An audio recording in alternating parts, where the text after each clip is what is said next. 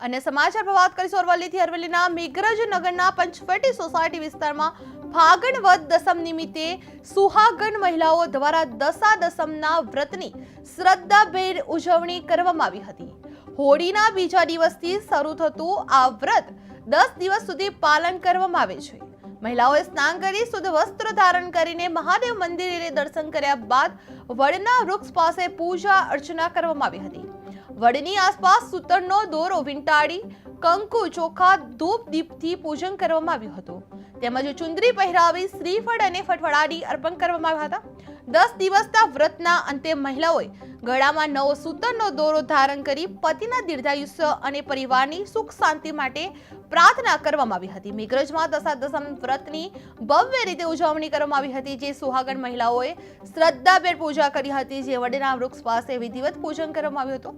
પતિના દીર્ઘાયુષ્ય માટે આ વ્રતનું પાલન કરવામાં આવ્યું હતું, જે ભજન કીર્તન સાથે વ્રતે પૂર્ણાહુતિ કરવામાં આવી હતી। મારું નામ કવિતાબેન નિલેશભાઈ જૈન છે। હું મેઘરજની નિવાસી છું।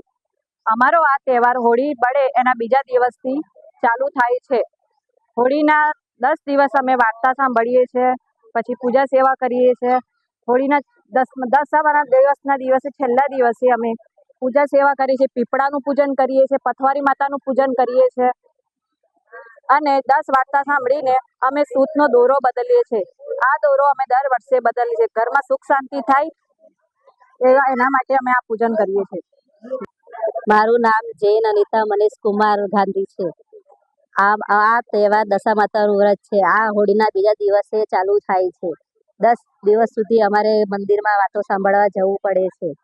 આ વ્રત કરવાથી સંતાન પ્રાપ્તિ થાય છે, ઘરમાં સુખ શાંતિ રહે છે અને બધું કામ ધારેલું પૂરું થાય છે। મારું નામ કવિતાબેન નિલેશભાઈ જૈન છે।